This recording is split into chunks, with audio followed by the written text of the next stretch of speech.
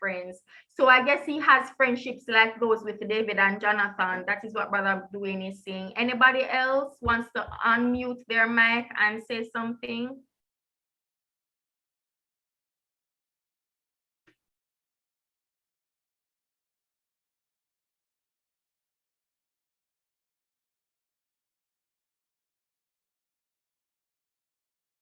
Okay, nobody wants to say anything. Sister Joanna, could you tell me one challenge that you have faced with maintaining friendships? As a young Christian, what are some of the challenges that you face with maintaining your friendships?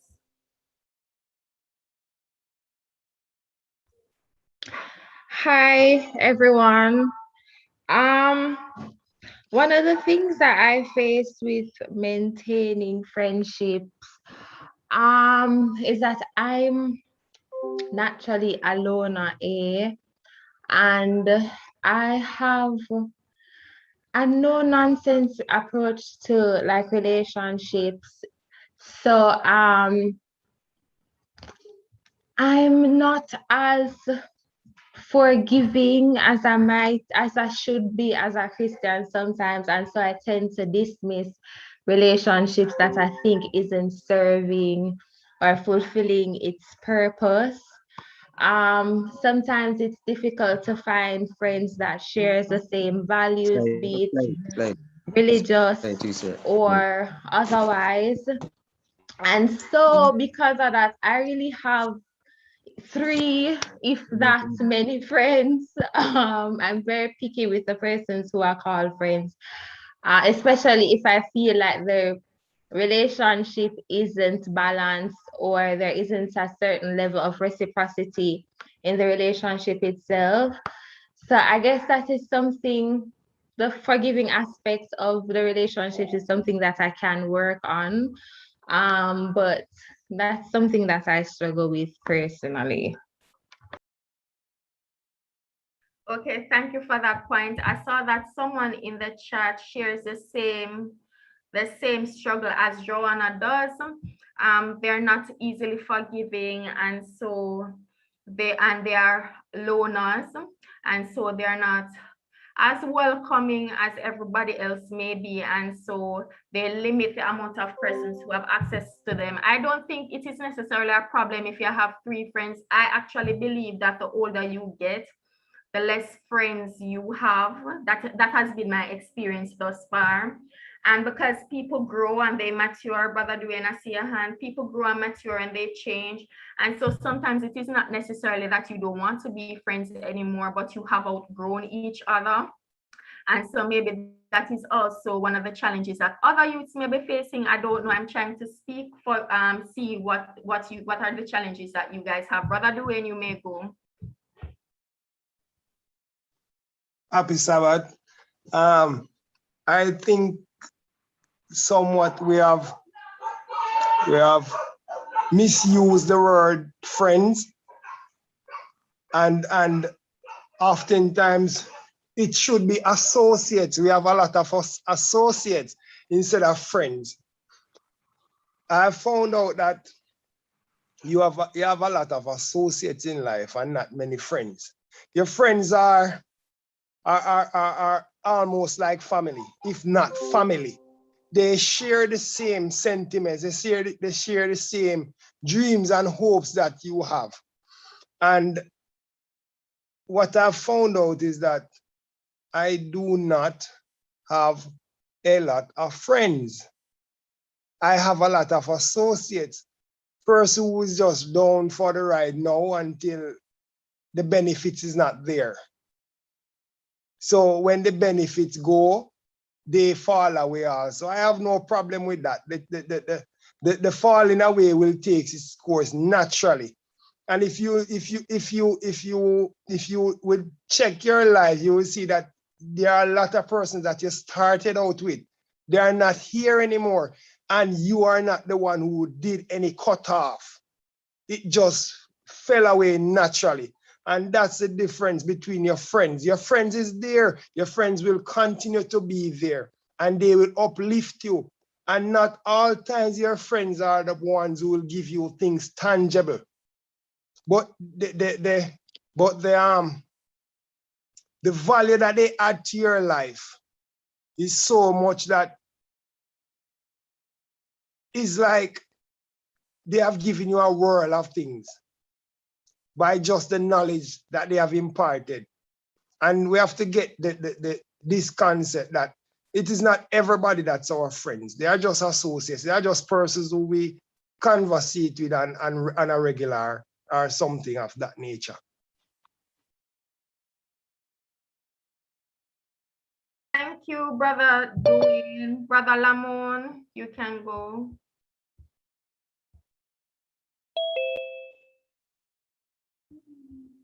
Yes, good afternoon. Good afternoon, AY. I share the same sentiment with Brother Dwayne. I hope everybody can hear me. I share the same sentiment with Brother Dwayne, where we only have associates nowadays because a lot of persons, whether it be in the church or whether it be outside, they are only there for a season.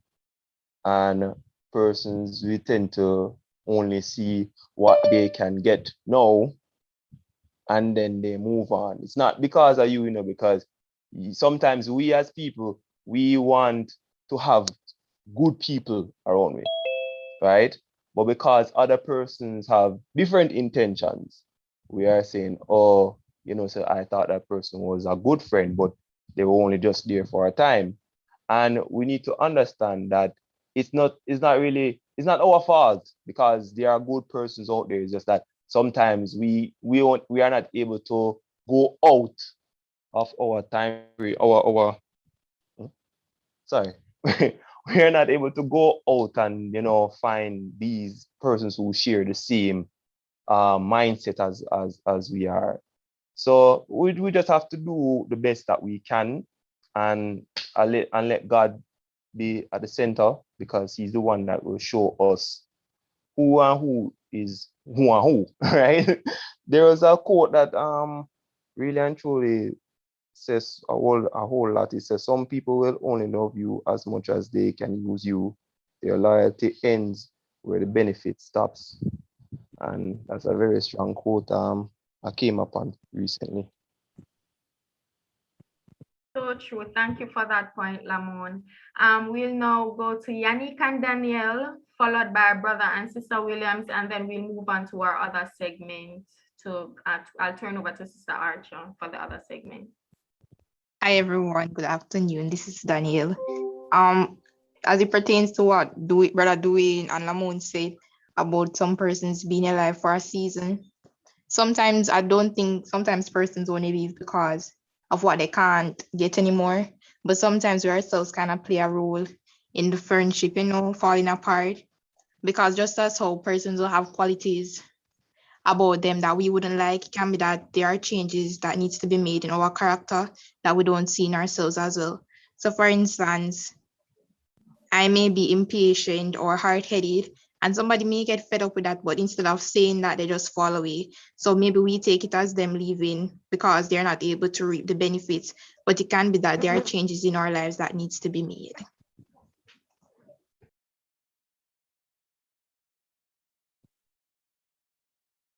Thanks, Danielle. Brother and Sister Williams, you can go ahead. I want to know, did you read my what I posted in the chat?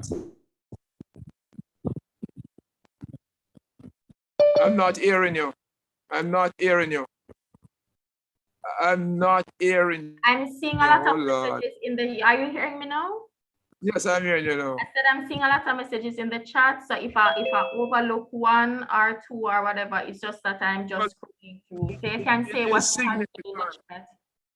It is significant that Jesus knew exactly what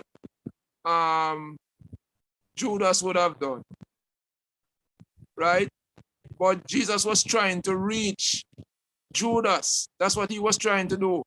And it was not that Judas was ordained that he should be the one who betrayed Jesus. Something like that I wrote in the chat. Now, I want to say that while Dwayne and the young man says that they have people who come in their life as a season and they move on, acquaintances. And I heard Dwayne says, yes, friends, people we know that it is friends. But I'm I'm asking the question, do these young men recognize themselves to be friends to people who are like this so that they can influence them to be changed?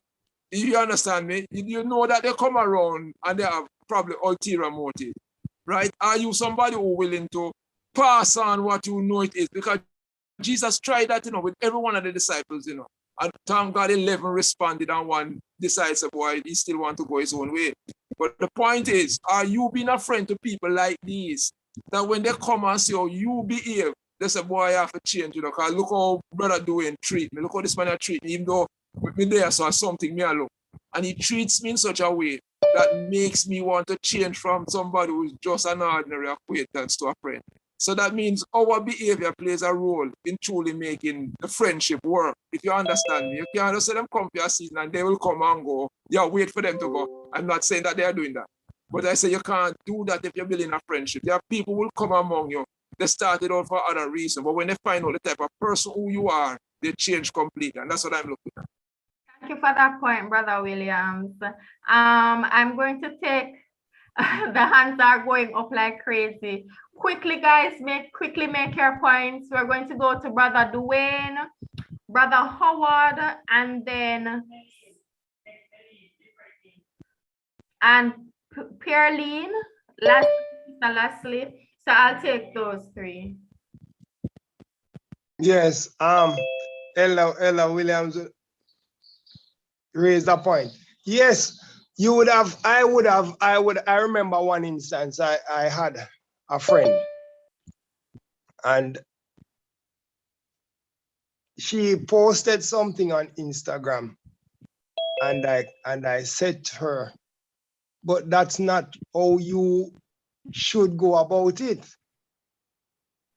This is the route and this is how you should go about it in that manner. And the answer that I gave her, she posted back to her story and said, can you believe it? Somebody is trying to tell me how I should do it. And I was like, but I'm your friend. Am I not supposed to correct you and tell you the truth? I said it to you privately. And now you have taken it out in public, telling everybody that I said this to you. So sometimes you want to change, you want them to understand where you are coming from and that you are being genuine, you are being true, you are being true. But that's not what they want because they have other friends who influences them on a different level and they will be inclined to go on that negative pathway. So you just have to just leave them to time. If they come around, they come around. And plenty of time they don't come around, the relationship ends, dies a natural death. And that's just the truth for me. Thanks, Brother McPherson. Brother Palmer, you can go ahead, followed by Sister Lastly. I concur with Brother Dwayne McPherson. I totally get what Willie is trying to say, but even in that lesson, Willie have to understand that even though Jesus knew what Judas was up to, he saw him for everything that he was, and he tried to change him through showing him love, just like how he showed everyone else love. He even called it out that someone was going to betray him. Somebody was going to sell him out this night. And even in that revelation, Judas couldn't find himself to move away from his true intent because he was not a true friend. And those are the times Judas was following Jesus because of the power that Jesus had, and he wanted a part of that power when he thought Jesus would start to reign. And so no matter what happens, he was not a genuine friend. He was not a genuine follower. He was not following the principles that Jesus was teaching. He was following the potential of Jesus, what Jesus could offer him and how he could elevate himself by being around Jesus, by being a so-called friend of Jesus. So it is that you have people that come in your life and all they want is to follow your clout. You carry a certain vibe, you carry a certain reputation, you might have a car or something, and they like the car, they want to drive in the car, so they stick around you because they want to drive in the car. They want the popularity that comes with being around you. You're a sports person, you run tracks or you play football. and everybody in a school know you. So they hang around you because they want to be a part of your spotlight, but they are not true friends, because when times get hard, if your foot go broke or something go wrong and you are no longer the highlight in the school, them start drift away from you because they're following the hype. They're not following you for being a true friend. And those people, no matter how you, even if you confront them, in fact, they will even, their true self will come out, because they're not different. They're gonna cuss you out. They're gonna tell you things, or they will just move on and say kiss them teeth and them gone. There are just some persons who will come for a season because that is their intent. And sometimes God put these people in our lives so that we can understand and know how to discern who are true people. Just like how we put other things over God, we have to understand that we don't put things over God or people over God, because God is going to be the one who sticks by your side, whether you're high or you're low. People, on the other hand, will stick around because you're high and then move from you when you're low. So that is what is the lesson that we have to understand. When I say you don't really have true friends, you have acquaintance. It is true. And Jesus had an acquaintance in Judas, because no matter how much he showed him love, Judas' heart couldn't change, would not change. Thanks, Brother Howard. Sister Lastly, and then quickly Lamone, and we'll move on to the next segment. Okay, good evening, everyone. Generally speaking, I must say that in this world, we have a lot of selfish people. And you know, sometimes we are Christians, we tend to be selfish as well. But I want to share my experience with you. As a Christian, we must seek to, whatever, okay, sometimes we say we might have acquaintance or we select our friends. But I think, in my opinion, not really my opinion, in God's looking at it as a Christian perspective, when individuals come in our life, they come in for a purpose. And let me tell you why I say this. I remember when I wasn't a Christian. I was in the world and everything, and I met a Seventh-day Adventist friend at where I used to work, a company. And if she had treated me not as a friend, I wouldn't be a Seventh-day Adventist. And I'm telling you this, sometimes you might think that persons are selfish and you should just write them off and they are not your friends anymore. I just want to encourage you to pray for these individuals and still keep them as a friend, because God have a purpose for them in your life. I'm saying this to say that if my friend had put me aside, I wouldn't have known Jesus. So persons come in your life as Christian, remember, get this point. God put them in your life for you to lead them to him. It might sound a way now, but remember, we are the light of the world. And we might say, oh, that friend is selfish and is not my friend. But use the Christian principle: forgive, have patience, live godly, and pray for that individual. And you will surprise to see the transformation in that individual life. And I must endorse the point of Brother Williams. You know, we must say, be a friend. And then they in turn will see us as a friend, live godly, show them Christian principles. And the transformation will come. Because as I say, we are the light of the world. And whatever we do, please be patient and forgiving. God bless you.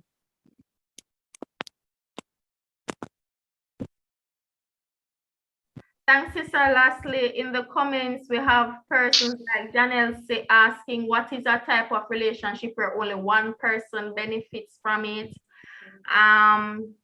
Someone else was saying that is not a friendship, that is more of opportunism. And then we have Brother William saying that the other 12 was following Jesus for the same reason as Judas. The difference is that the other 11 became converted. Sister Selima was saying that the parasitic relationship, which is in my opinion the one-sided relationship, sounds like a Christ-like friendship. Jesus showed up for all of us, but are we showing up for him? A one-sided friendship, but once you are genuine to that person, God will send someone to return the favor to you. Good point. You can go, Lamone, and then we'll move on to the other segment. All right. Yes, I am a person. I approach everything mostly scientific. So this is the definition I found for friendship. So what is friendship? It's a state of mutual trust and support between allies, right? Between two persons. Now let us look at friendship like a marriage, right? How much of you out there are going to make the effort and the sacrifice to keep that relationship going, right? We also have to remember that David and Jonathan, the two of them love them one another more than how a man love a woman, and that is pure true friendship right there. How many of us see somebody out there that is willing to go the extra mile and you do the same for them? How many of us are going to find somebody who is willing to make that significant change? If I say something to you and it's affecting us, how much of us are going to have that person that is willing to sit and have a decent conversation about what is happening between the relationship? A lot of persons come into things and have high expectation, but not making the effort to put in the work in, right? And this is what happens when we're out there searching for somebody who's truly genuine. We just buck up on a lot of persons who just want to take what they can and run away, right? So we definitely have to make the effort to look and see who persons really are, not just say, oh yes, Christ, Christ, Christ. We also have to look at the person's intentions, because we are humans at the end of the day. So we have to look at the intentions. We have to look at if the person is willing to build, and because just like how we have to build a relationship with Christ, we have to build human connection, right? So that is how you will get true friendship. And I always have a quote anytime I leave in anything, true friends are never apart, because in distance, maybe in distance, but never in heart. Thank you, Lamont. Thank you so much. Can I say something before we go to the next section, please? I'd like to say something before we go to the next section. Brother Williams, quick. I want to make it very clear that sometimes we set our own standards. Jesus had 12 disciples. One betray him, one deny him. Did not 10 of them run away from him when he needed them most? And he never gave up on them. If we are going to be Christ-like, I'm not saying that you're going to do, people decide to abandon you. Yes, but I'm not saying that. Listen, anytime you talk about what Christ did, we are called to be Christ-like. And I want that to be understood. You cannot measure your friendship by only how people behave to you. Because if that you're going to do, a lot of people and you are not going to relate then. And I'm getting this point from what I heard Ramon said a little while ago. It's as if, boss, a Christ, and we different. It is Christ in us that makes us different. We are not only human, we are human and divine. I want to make that very clear. Let this mind be in you, which was also in Christ Jesus. I want us to understand that. And Jesus had a mind that even his enemy, he said you're supposed to love them. What more your friends might have betrayed you? Who might have walked out on you. It's because we don't reach certain level in, and I haven't reached there yet. Make I make that clear. I haven't reached there yet. I'm coming up on the rough side. But you don't just look at friendship because somebody may have disappointed you and them at this and that. You have to leave the door open so that that friend can come in and become a true friend. You talk about Jonathan and David. They had Christ in them. That's why that friendship was built up. Not just out of the fact that boy, they like each other. It was a Christ-like relationship. And I want to say that there are times that we'll have friends who will disappoint us. And we must recognize that we have a role to play in encouraging that friend to come. Jesus did that with the 11, and that's why the gospel spreads so far today. Okay. Thank you, Brother Williams. Yeah, the arguments getting heated. My time now?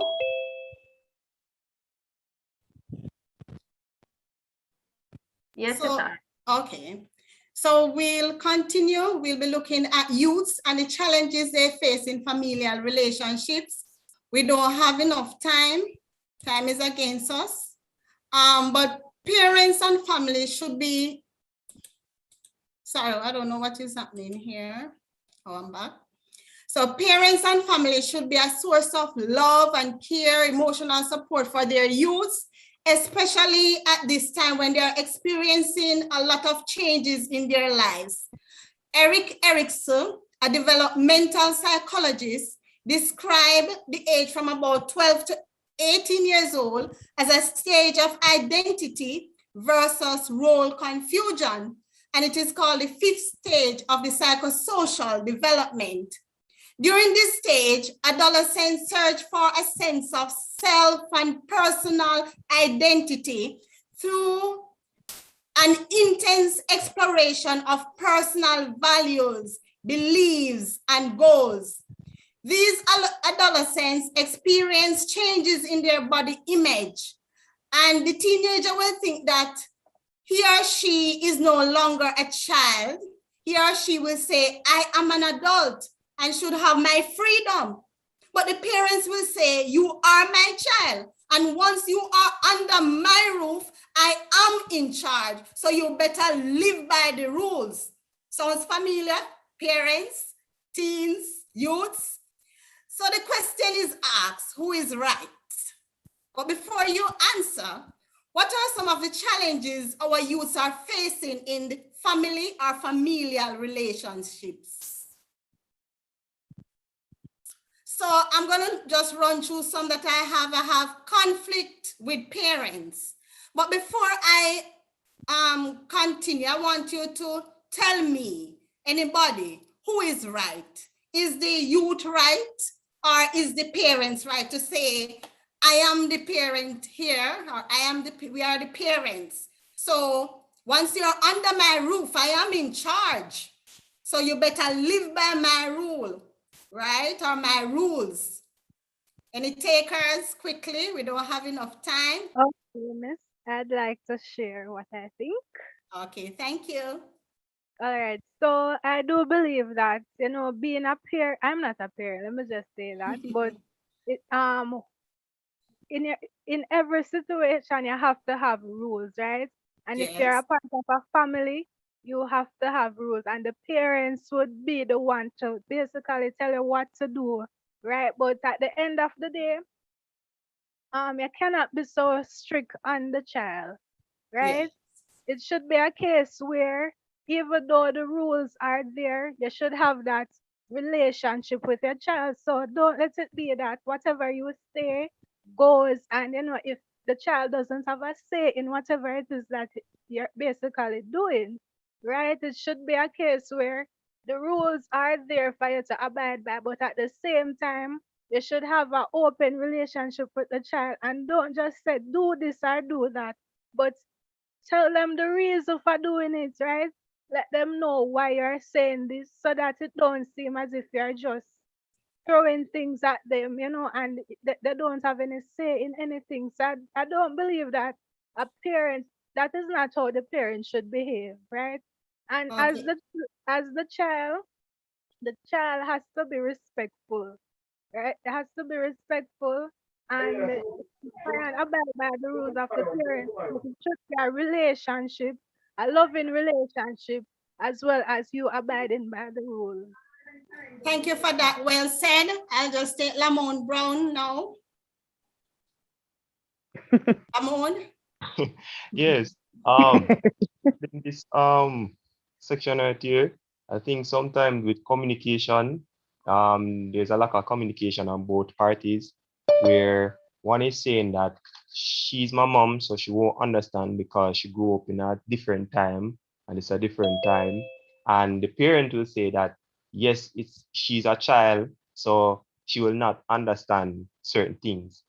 In order for one to learn, one must be able to pass on certain critical information. So if the mother knows the dog out there and the dog will bite, and she turned to the daughter and said, daughter, don't go outside, the daughter is going to ask why.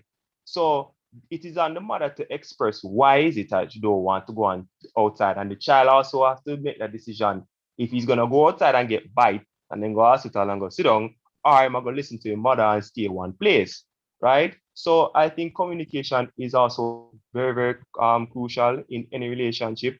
So we as adults and also as young people need to reach at that stage where we should be able to communicate effectively what we have on our mind, because a lot of us feel say, oh, we don't want to hurt them, so we're afraid to say what we have to say.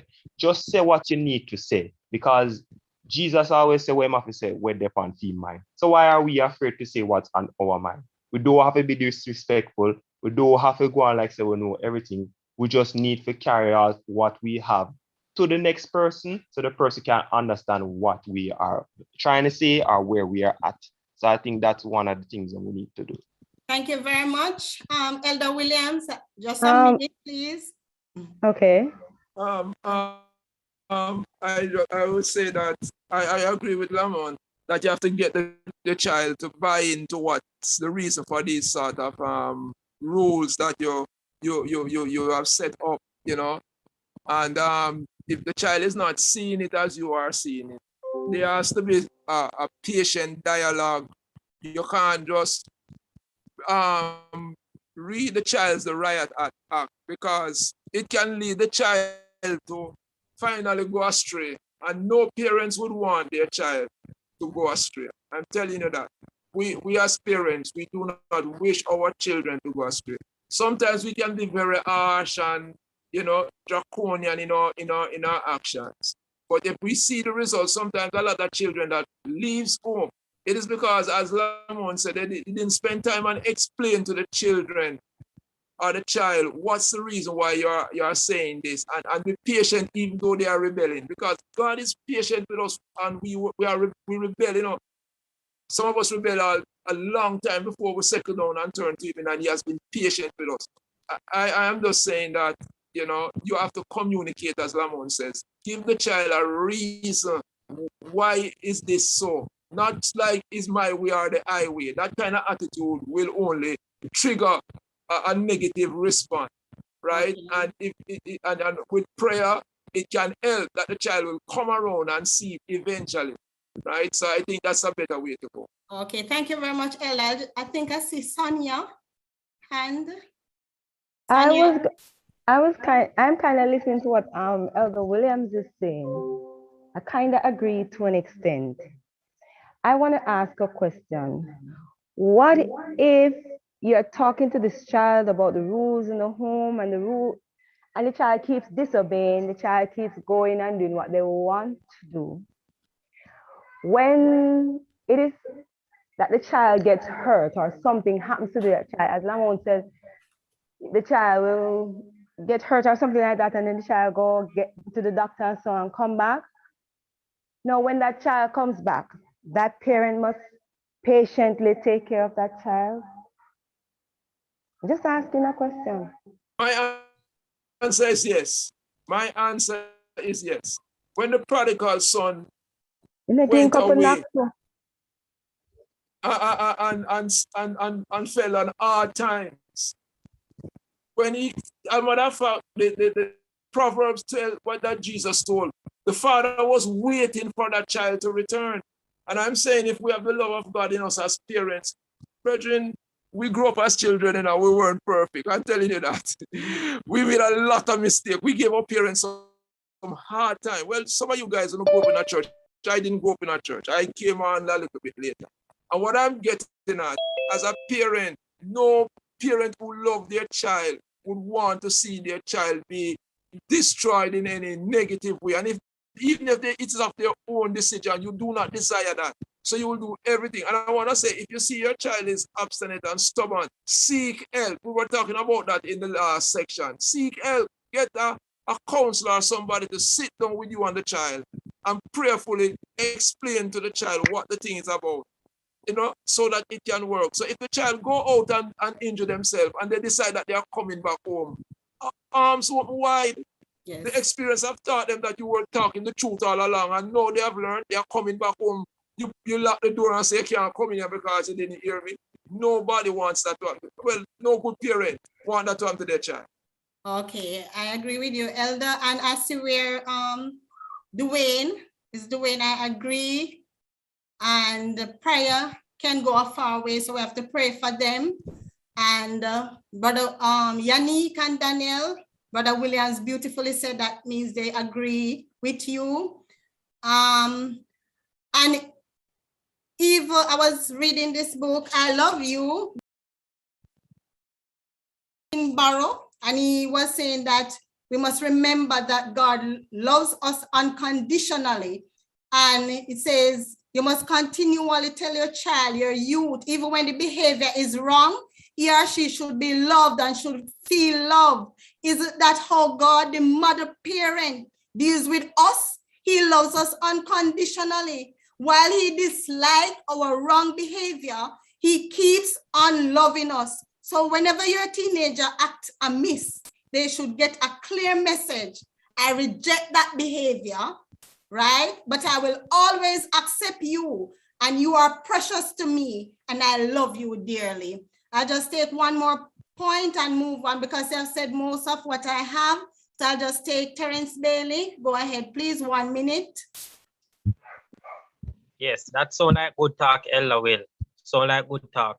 But the reality is that you have some children that you have to put down your foot. You understand? You have to definitely put down your foot. And really and truly, you have to find such an effective way to communicate that. Yes, I agree on the communication part. And yes, you have to find an alternate way to communicate the reasons and your intention to such a child. But you have some children out there who are very persistent. They are adamant that they want to have their own way. And so you find that the nice things that we so speak about, sometimes we have to show that and some of them drip, some of them and bat them up in the corner. Because I mean, I can recall that worked for me, my brother, because I mean, we are two strong boys, and we usually go at our mother. I mean, when we wanted to have our own way, and she was very thick, and all she needed was to do was just to back us in the corner with one hand. She didn't need to explain anything. No. She never did anything. Just the way how she did it alone, that was enough. That action was enough. So sometimes we explanation. There's a point I want to raise there, Terence. Did your mother stop loving you? Did your mother stop loving you, Terence? No, my. What did she hold on? I'm asking. Okay, please don't cross talk. I'm still here. Okay, sorry. My apologies. It was because of love. Why she did that? I didn't say no. I'm asking you a question. They should shut you out and tell you so you guys stop. Like the same way. So the bottom line is. Give me a second. So I'm saying, that is what worked for me. I'm not speaking for everybody's situation. That worked for me, and I'm saying that there must have been there must exist children who have my temperament and my brother's temperament, and my mother's way of communicating was no explanation, no bag of words thing. That never worked for we. And we have those type of children where explanation not gonna work. We have to just back them up in some corner and make them know what time it is. And that is love. That is love. When we can give so much explanation on what end up, just like the sister said, that child end up in the hospital. That is the reality. And so we have to deal with them like we love them, and we have to deal with them. We have to show them tough love sometimes. That is all the explanation some of these children need. Okay, we'll have to move on because time is against us. I'm just going to make one other comment, and this will be on conflict with siblings. So you have conflict with parents, conflict with siblings, and it says, who said you could wear my shoes? Get out of my room. You have been on my laptop for hours. Do you think siblings having conflict is healthy? Yes. Experts have stated that it is normal for teenage siblings to have conflicts over all sorts of things. Teenage siblings argue just as much as younger children, but they tend to fight about different things. Sibling fighting can be stressful for parents, but it has a useful purpose. When children interact with parents, they learn about authority. Interaction between brothers and sisters help them learn about relating to peers. Also, if handled the right way, sibling conflict can help children learn important life skills such as how to solve problems and resolve conflicts, treat others with empathy, deal with different opinions, and compromise and negotiate. And sometimes as parents, we must not just jump in and solve the problem. Sometimes you have to let them work it out. For example, they have a problem with the laptop. You don't say, go in and say, all right, who start the fight or whatever. You'll find out what is the problem. Is you may take away the laptop and said, you won't be getting it back until you come to a solution of how you can deal with this problem.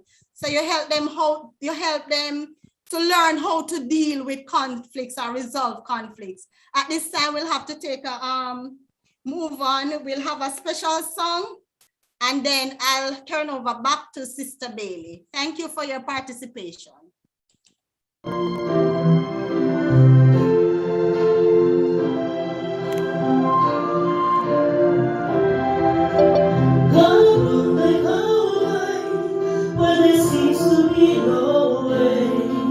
He works in ways we cannot see. He will make a way for me. He will be my guide. Hold me close to his side. With love and strength for each new day. He will make a way. He will make a way. God will make a way when there seems to be no way. He works in ways we cannot see. He will make a way. He will be our guide. Hold us to his side. With love and strength for each new day. He will make a way. He will make a way. By the roadway in the wilderness, he leads me. And rivers in the desert I will see. Heaven and earth will fade, but his love remains the same. He will do something new today. God will make a way when there seems to be no way. He works in ways we cannot see. He will make a way for me. He will be my guide. Hold me to his side. With love and strength for each new day. He will make a way. He will make a way. By the roadway in the desert, and the rivers in the desert I see. Heaven and earth will fade, but his words remain the same. And he will do something new today. God will make a way when there seems to be no way. He works in ways we cannot see. He will make a way for me. He will be my guide. Hold me to his side. With love and strength for each new day. He will make a way. He will make a way. With love and strength for each new day. He will make a way. He will make a way.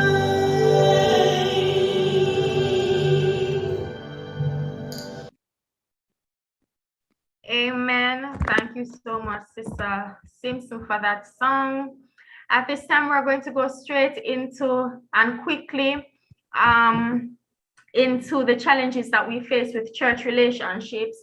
The purpose of the church family is to provide love, care, support, and fellowship for each other. And Romans 8 verse 14 tells us that for those who are led by the Spirit of God are the children of God. And this is what makes us family as a church, and the acceptance of Christ is that which connects all of us. So what do we look forward to most at the end of the week when we come to church? At the end of a stressful week, spending time with your church family should be like fresh, cool water in the midst of a desert. Having like-minded believers to share and worship with is a beautiful picture of God's love. Sadly, many youths and many church members do not feel this love in their church family relationship. And this is because there is a serious disconnect between the youth and the older generation, and this decreases accession, retention, reclamation, and participation of the youth. So I'm going to take two hands at this time. I think Brother Dwayne had his hands up. I'm going to take two quick hands at this time about the struggles that as you have faced with your church family. What is this disconnect that we are talking about? And do you feel that the adults of your church have been actively mentoring and leading you as a youth? What are the type of support that you have been expecting from your church family that you are not receiving? And how does this lack of support make you feel? So quickly, two hands. I think Brother Dwayne had his hands up. And then we will, anybody else who raises their hand. So we're going to take two hands and then we'll move on. Oh, my hand wasn't up for that question, you know. Just go ahead. Yes, but I'll answer the question. But before I go there, it was in regard to friendship. We have to be realistic in our thinking and be honest. The fact is, Jesus is our friend, and when he constantly bids us to come and we neglect him, there is a time when he will stop. That's the truth. In regard to mentoring, I think we are lacking where that is concerned presently. We are lacking. And I think that is the reason why our church is not filled with young persons anymore. I'm speaking from a personal point of view. I think we are lacking. We are not doing much mentoring. So young persons tend to leave to find solace or comfort elsewhere.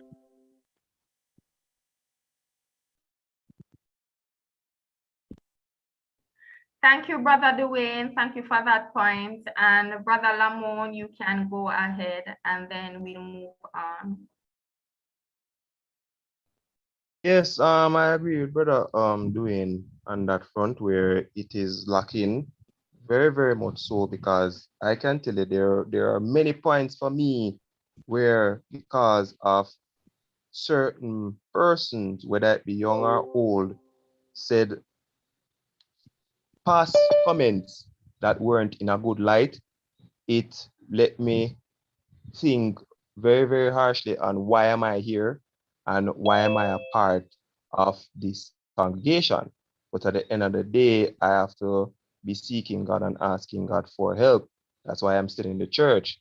But many of our youth today, not everybody is able to bear what I have bared in the church, and they leave and they want to seek elsewhere. I talked about this last week where with the whole mental thing where the man in the church, and because his phone rang, a lot of persons got upset, even the pastor and the congregation, and he went to a bar and he was so nervous him spill him drink, and the bartender just wiped up. Manager come to him and tell him sorry, don't worry about it, and I dare him continuously go and seek what do you call it, comfort, right?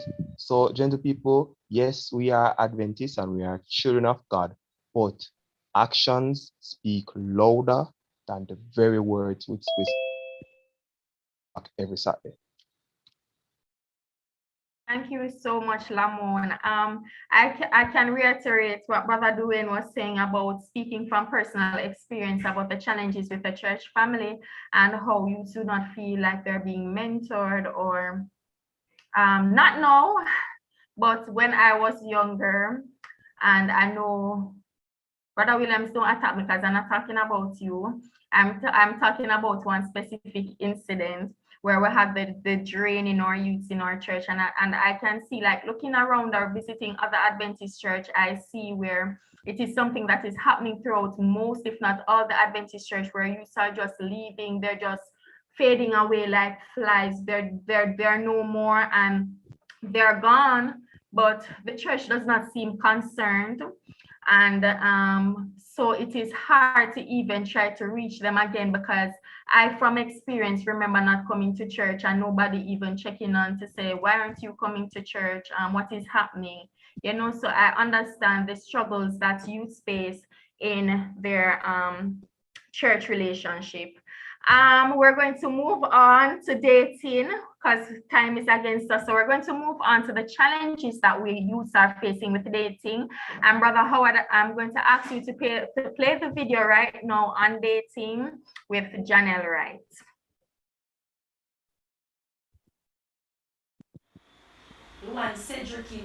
Happy Sabbath, everyone. My name is Janelle Wright, and I was asked to share a bit on my perspective in dating as an Adventist. So it's a bit of a story time in the sense where I, recently was in a pretty serious relationship, and I had a list and everything. Let's say it was 10 things, 9 out of the 10, was checked off, and I was thinking, okay, in theory, everything is good, so this must be God, right? Even the little things that nobody knew of. Right, that was checked off as well in my mind. So the one thing that wasn't checked off though was he was not an Adventist. So he was of course open. So we were going to church together. He was getting to know the how the Sabbath works and all of that, and that was fine. But I kept coming back to something about this just doesn't feel right. It just doesn't feel right, and I remember, thinking about the fact that we didn't really date.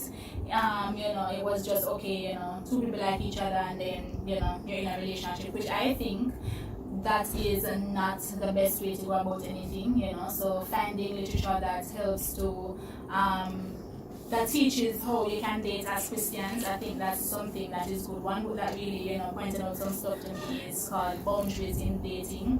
That's something that you can check out if you want to. But learning about just being able to get to know people, because that's what dating really should be. Getting to know people. It's not just, okay, you see this person, you like this person, and all of a sudden you're locked down with that one person. I think that's a wrong mindset. So getting to know people is fine. Of course, doing it in a Christian way and keeping with all the beliefs and so on and so forth. Right? So that's one thing that was really important I found out. Ended up breaking off the relationship because, as I said, certain things just wasn't feeling right, and I was asking for a sign. Yes, and how much time I ask for a sign, and we get the sign, and we don't think it's the sign.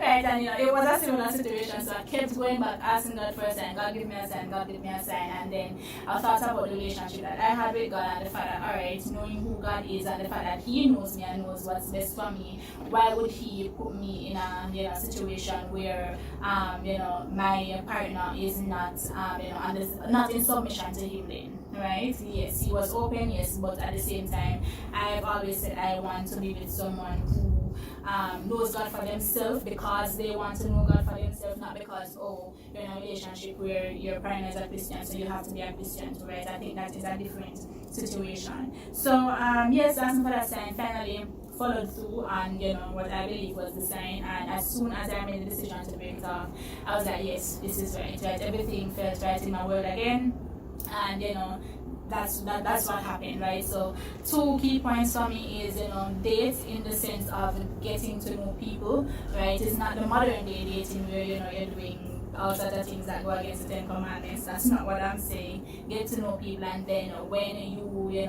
find someone who is, fits whatever it is that you want him to fit, based on what you would imagine God has for you, and you pray about it, all of that good stuff. Then you can court, right, which is another definition of actually being in a serious relationship and getting to know that person more specifically. outside of nobody else, if that makes sense. So yes, that's my perspective. Dating as a Christian, and yeah, that's it. Thank you very much for sharing. Hello? Yes, thank you very much for sharing your story, your experience. Is anybody else, or is there anyone else who would like to share their experience while dating? And I'm going to ask Pastor to come on to address some questions. Like, how do you know when to break off, and how to identify the red flags in dating? Anybody else would like to share their experience? Yes, good evening again, everybody. Good evening. It's almost the same thing with Janelle, where I was dating somebody who she was not of the faith, right? And she was also living overseas at the time. And it was indeed a very, very stressful situation where you think within yourself that yes, you find the right person and they're willing to work with you and work with the faith and everything. And she did so. Like, she came to church with me on Saturday and she was loving the Saturday experience, but something was just not sitting right with me based on certain characterization that she was portraying. I'm not saying that I'm perfect, because I have my faults, but it wasn't working in sense of where her behavior portrayed something totally different than what she had said, right? So it created a conflict, not in a full-blown conflict, but it came to my recollection that if she was not willing to change how she was behaving, because I'm telling you, we can't even go full details in certain things that happen, but I reached at a point where I said, all right, and I'm getting too much red flags, because I prayed and asked Father God, if she is definitely one, just let me know. Like, send me whatever sign I need to send me, just let me know that it's she, or it's just not working. And Father God, send me every single sign known to man that, listen, she's not for you, and this is not where it's supposed to go. And I just break it off. And even the breakup was the manipulation, man. But I'm telling you, you definitely have to pray, and not only pray, but you go out there and make the effort that, as Janelle said, you go out there and do the dating. And when Father God says, yes, she's the one, that person is the one, don't fight it. Don't fight it. Just make Father God lead, because he's never ever wrong. He's never ever wrong. Right? You'll definitely show you who's the one for you. And don't let nobody pressure you into getting into a relationship that's just not for you. Because we have a lot of people in the church who say, yeah, man, the two wanna go together. Yeah, man, the two wanna work and get married. Don't let nobody pressure you into anything. Whether the church people, your peers, them, nobody. Let Father God work for you, right? And make him lead. That's all I have to say. Thank you. So no social pressure. Lady Lawns, Pastor Lawns, you're there? There's a hand. Somebody was saying something. I just wanted to ask a question. Okay, go ahead. Our young people seem to tend to lean to the ones on the partners on the outside of the church. Is it that the young men in the church are not spiritual? Because if you're looking for the one outside and hoping that they're spiritual, and then the one that is on the inside, who, quote unquote, we say spiritual, I want to know the two persons who just spoke a while ago. I don't know, I'm just asking. Is it that the relationship with the one outside, you think you could groom that person to come into the church? Well, it is often said that most of the good men in the church are already taken and they can't find anyone. They don't have enough men. Elder Williams, are going to answer that question. I am going down the same road where Sister Tinga is going, but I want to take it from a different angle.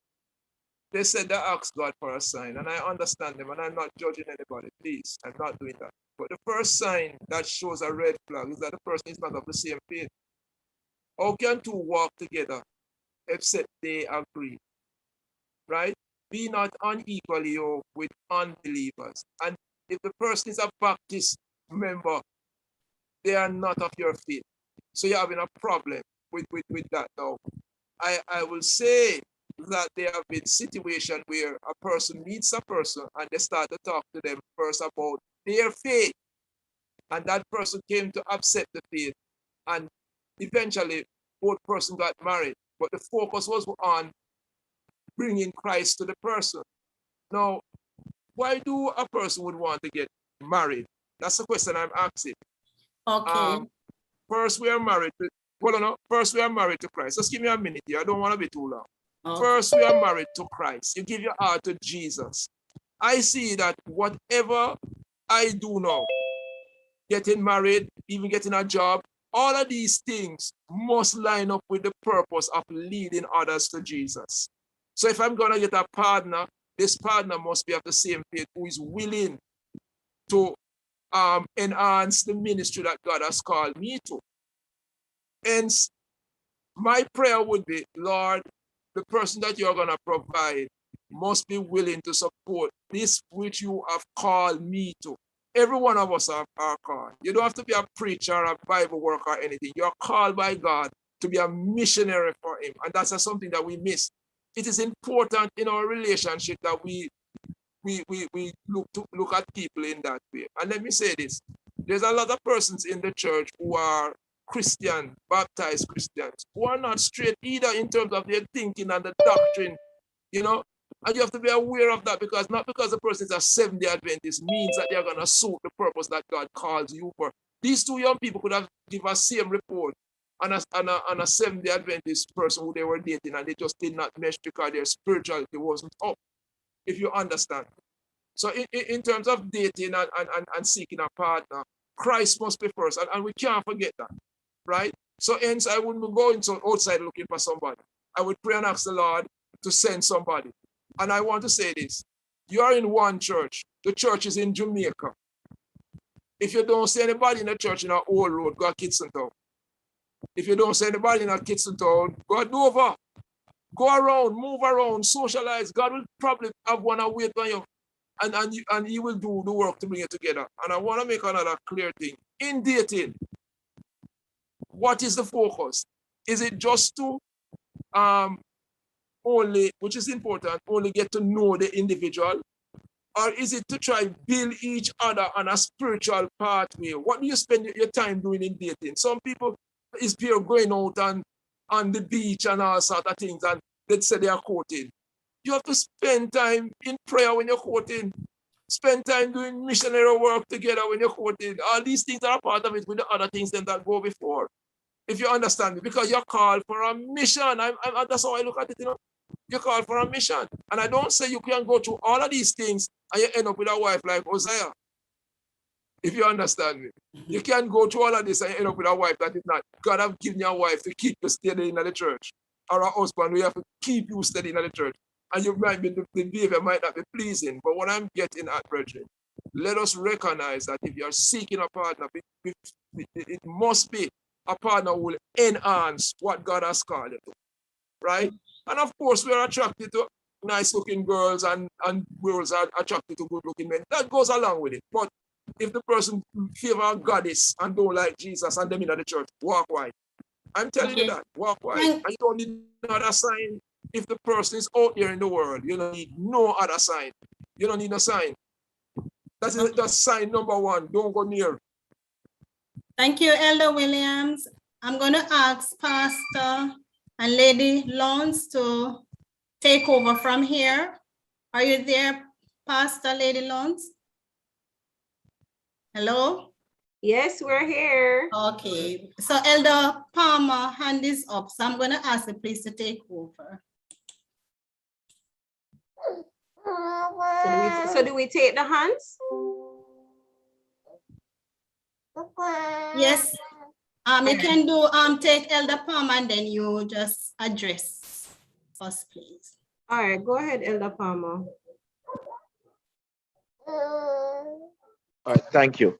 I think we have, I listened to Elder Williams a while ago, and he has some very good and sound points in terms of who it is that we should date. However, when you're talking about dating, most young people in Jamaica don't even know what is a date. Not only that, we have to understand we're speaking from perspective of persons who we're speaking from the perspective of a person who was born before 1970 or during 1970. These are people now who are dating who were born in the 1990s, 2000s. These are the persons who we're talking to. If you speak to these persons message people and then boom them in a relationship before they even meet the person physically.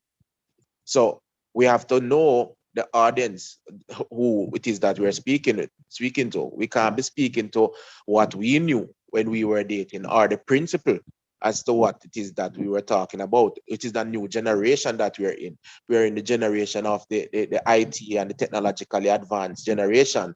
They know persons in depth because they're chatting on the phone all night. Nobody knows. So what we would have done in love letters or after in messaging chat in the 1990s, these kids are doing it on WhatsApp and now on live stream, talking to each other as if they're on dates before they even meet each other in person, really, to share a physical space. So if you know what is going on in the world now, people talk on WhatsApp and talk on these various social media platforms. And when they finally meet together, it is already they're in a full-blown relationship. They're married already. You can call it, because most persons, they get so heated on the chat that when they finally meet up, is sex they want to have. That is the context that we have to look on, that the young people are actually living. That's the reality. So when we are going to talk about dating and go on beach, and no, really, they're meeting up on somewhere and it is sex the first time they meet up physically. That is the reality that the world is. What is happening in the church might be different because our young people might have higher standard of what the world is, but that is the reality of the world as it is now. It's Netflix and chill. And we know what the chill is. The younger people will tell you what the chill is.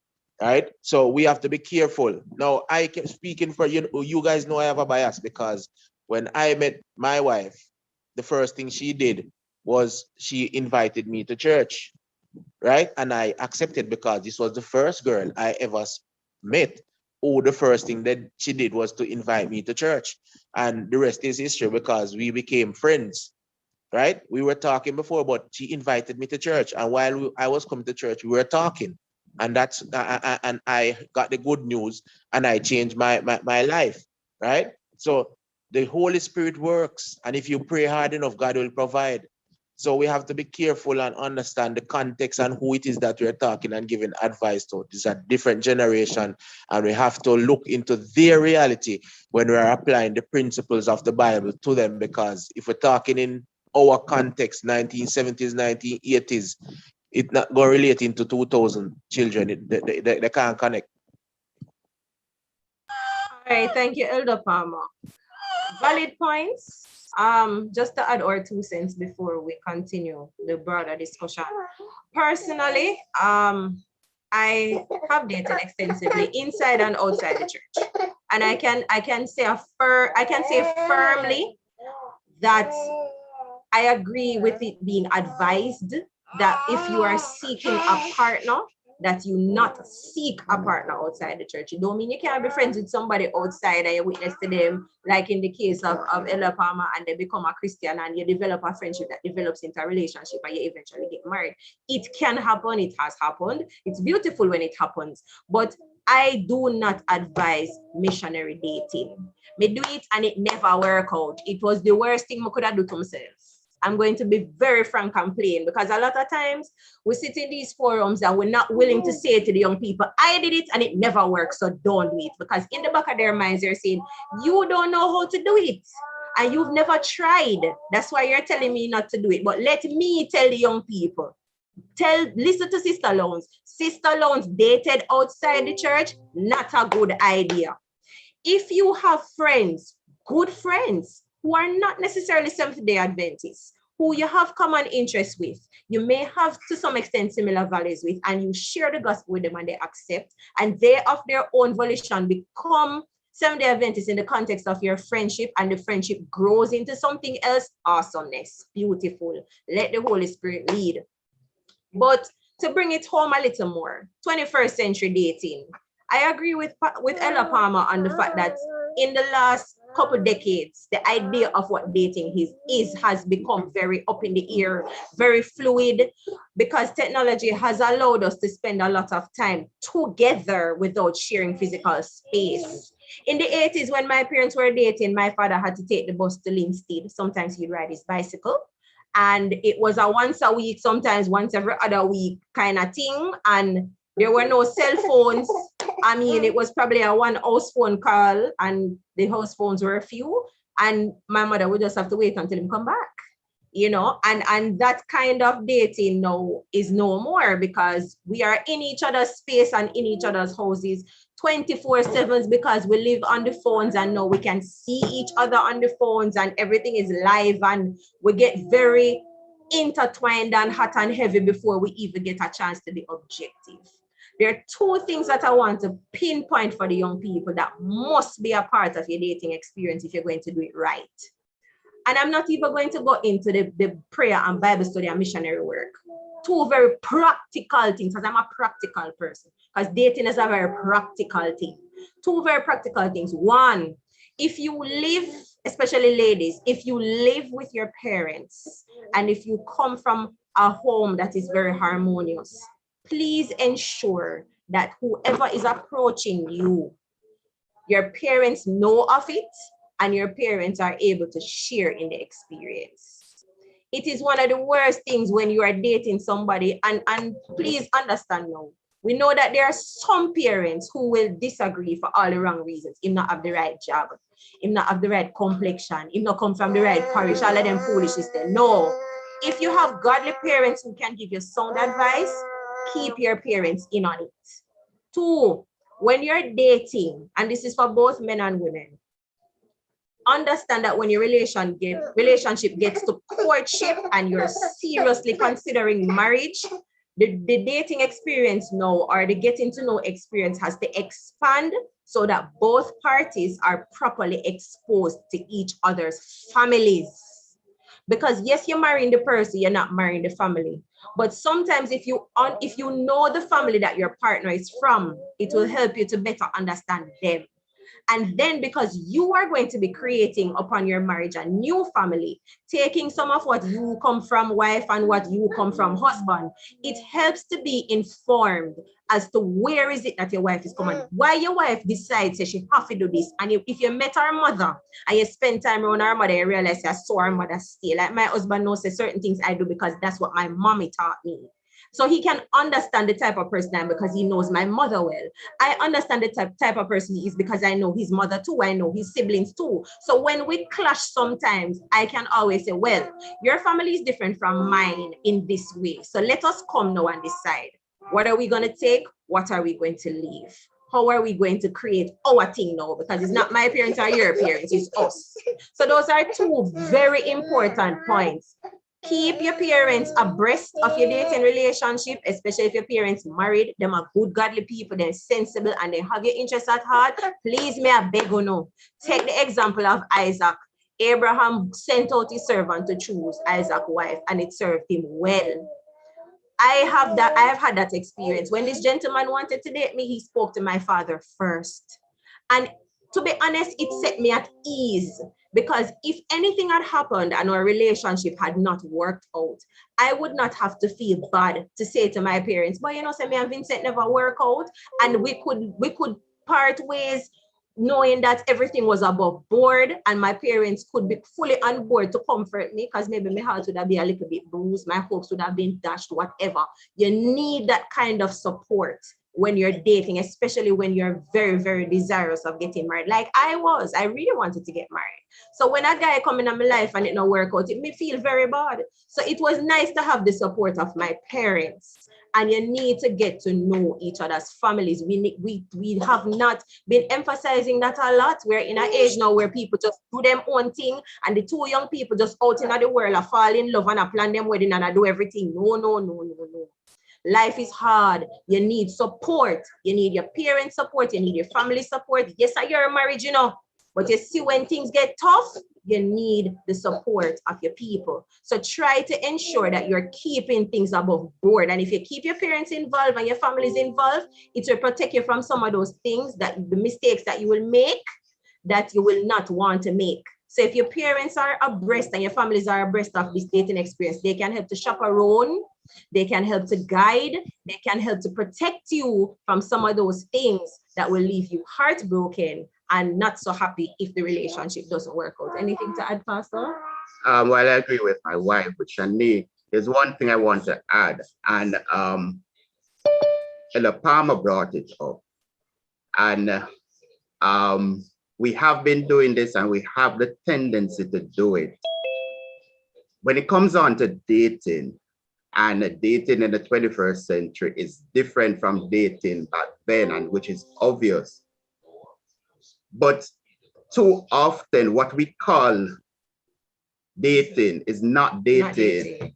And that's where I want to clear up the misconception, and whatever space you choose to do to search for a partner, to find somebody compatible, we ought to be careful. So whether it is online and spending time with someone, we must be careful how we spend time, how we choose, because as Ella Palmer pointed out, I just see this person meet however online, and tomorrow we're in a relationship. We move from the dating stage, and we need to recognize that this dating stage is of essence, because what the dating stage should really be, however you choose to do it, whether on social media or old school like Brother Ella Williams, it must be a time where I seek to look at different female, understand them, see if they are compatible with who I would want to have, who I want to settle down with. The problem I have is that in today's society, we say that we're dating, but no, what is happening? I'm online and I meet this girl and I start talking, and before you know it, what is happening is that we're asking for nude picture of each other. That is not dating. And that is not supposed to be. What is supposed to happen is that I'm supposed to be talking to this lady here, another lady, to find out, however, as I said, how we choose to do it, it doesn't matter. But that is what we need to clear up. That is dating. And nobody should have a problem in that. I am talking to Shanique here, I'm talking to Social D, I'm talking to Daniel. It should not be a problem, because that is what I'm doing. I'm seeking to understand the different females and who I feel comfortable in spending more quality time and taking them to the next level, important. And so that is what I want us. So whatever context, 21st century, 1980, 1960 context, we must get that clear. If I meet somebody online or wherever, as I said, and the next day I feel I'm in a relationship, I have not yet dated. I have not yet wisely dated. And that can lead to some red flag, because I become so in love to not realize that, hey, one, this person is not of my faith. Two, this person is not compatible with me. And there is another thing, my wife spoke about family, that we must be mindful of, that the compatibility of two persons increase once we come from the same type of family. So what that means, breaking it down, if I'm from a single parent family, I have better success in dating somebody, courting somebody, scratch dating, courting somebody who is from a single parent family. Not to say that I can't find somebody who comes from a two-parent family, a nuclear family, and make it work. but it's just the reality of the situation. And these are some of the things that we need to look into. Another red flag that we need to look into is if after one date, this person wants to get serious with me. That's a red flag, you know, want to get, no, serious and physical, any which one. There is something, because it would not have given us enough time to know each other and to be able to move on from this. There's a lot more that could have been said, but these are some of the things that we want our young people to bear in mind, whether in the online dating or wherever you choose to date. Ensure that you look out, you are careful. Make sure you involve persons. Persons know who you are dating, and persons know who you are thinking about of settling down with. Can I just advise young people of one thing? Because I think that the culture of dating has changed, because our young people's mindset towards dating has changed, and the waters get muddied because of how we conduct our relationships. We have to be open to the fact that in the dating phase, everybody's socializing. Right. So if you have 20 girls at the church and 15 guys, if let us not be quick to claim and possess anybody. Right. So I am a single girl, and nobody has stated their claim to me. I'm not courting anyone. The church is having a beach trip. I decided I want to go with Vincent to the beach trip, and Vincent and I spend the day together. We ride on the bus together, we chat, we laugh, we eat together, whatever. Next couple months when we're having sports day, I might decide I want to go to sports day and spend time with another guy. And that should not be an issue. And nobody should be applying pressure and saying, oh, Shani, money. I'm socializing. And that is okay. And we need to encourage our young people to socialize widely. Spend time with different people. Having good, clean, fun, healthy relationship, healthy conversation, nothing intimate and out of order and too deep and whatever. Save that for the courting when you're so married. Just socialize, talk about your interests and so on. That is how you date. Right. Then after you would have gone to a number of events and gone out to the movies and other places with different guys and do it in groups too. So 3 of us girls can decide to invite the 3 guys to go watch one nice movie or if we go do something fun. And because you're spending time with all these people, you get to see who is who, how, who flex, and eventually you'll find who you want to zoom in on. Let us encourage our young people to date and socialize in a way that is healthy, so that these relationships that eventually become marriages can develop organically, not forced, in a way that is proper and that is of God. That is something that I think should be said. All right, Sister Archer, we're going to have to turn back over to you. We are not at our homes. And we have to run because the curfew has already started. Okay. Thank you very much, Pastor Loans, for sharing with us. I'm sure we have learned a lot. I just want to address something though before I go. I saw it in the chat, and it came from the earlier discussion. We need to clear up something. I'm seeing where persons are saying that corporal punishment is abuse. No, it's not. The excessive use of corporal punishment is what is abuse. The Bible speaks about corporal punishment and that it should be used sparingly. However, why a lot of persons have called it and are labeling it abuse is because it has become the first line, the only line, the always line, the every line of defense, which is not so. There are different ways that you are to discipline your children.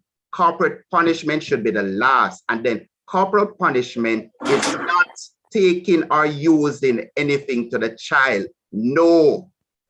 Corporal punishment, there is a place provided. Hello, somebody. See it around here, so? That is where you administer corporal punishment to a child if it is ever necessary, not before. So I want us to get that clear, because we must understand there's a place for corporal punishment. And even God uses corporal punishment from time to time. There are examples there, but it's not the only thing that he used. So I just wanted to clear that up.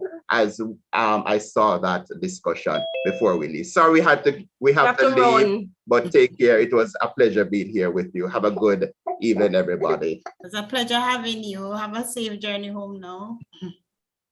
Thank you. Sister Bailey. Thank you, Pastor. Thank you, Sister Loans. I want to thank everyone who has participated. Yes, it was a good discussion. I am tempted to quickly take the hands that I'm seeing. I know that Daniel had her hand up long before Pastor Loans took over. So I'm going to give Daniel a half a minute to say what she wanted to say. I am very tempted to overlook Brother Williams because Brother Williams does not understand half a minute. But I'm going to give you half a minute, Brother Williams. And quickly, we're going to wrap up and then we're going to do a best for thought this evening. Quickly.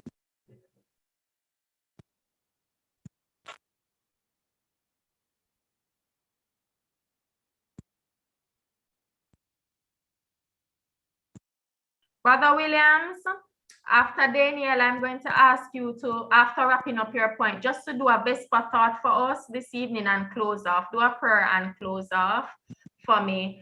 And then, is there a hand that I'm missing? Was there another hand? Brother Dwayne, you still have your hand up? Yeah, but so Daniel go, Brother Dwayne half a minute, and then Brother Williams just wrap up your thoughts and close out for us.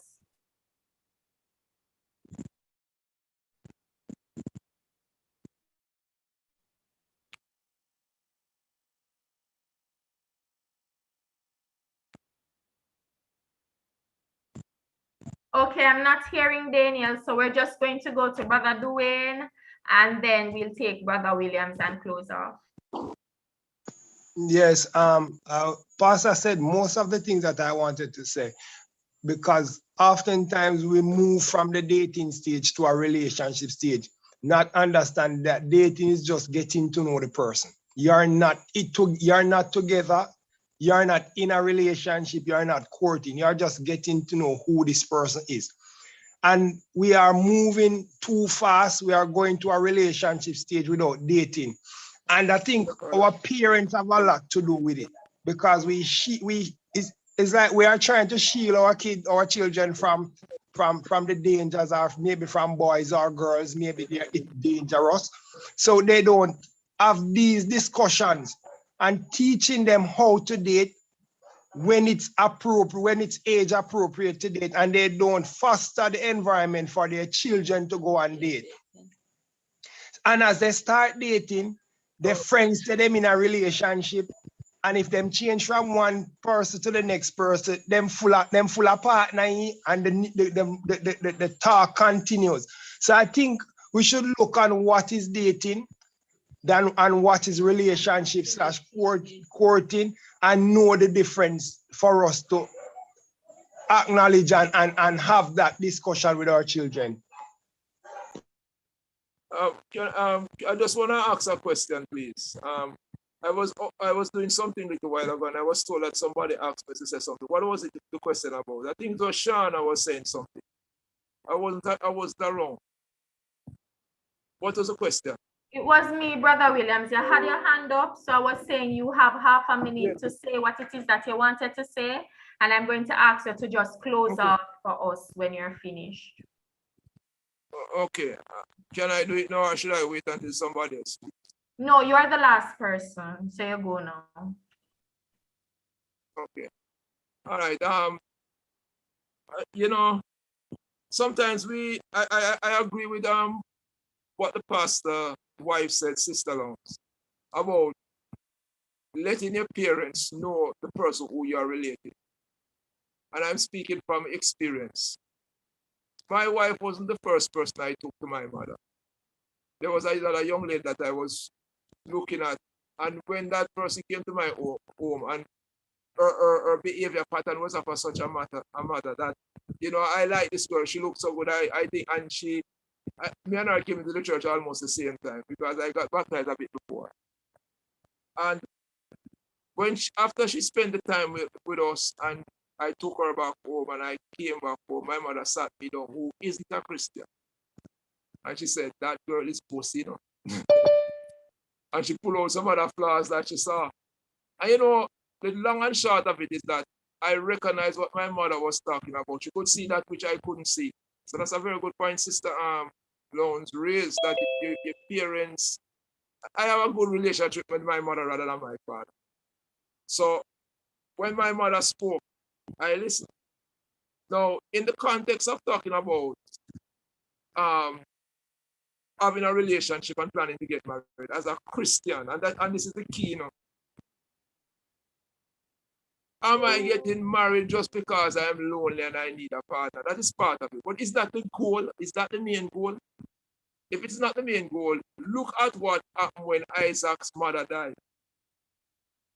Abraham called his trusted servant Eliezer and said to him, put your hand underneath my thigh.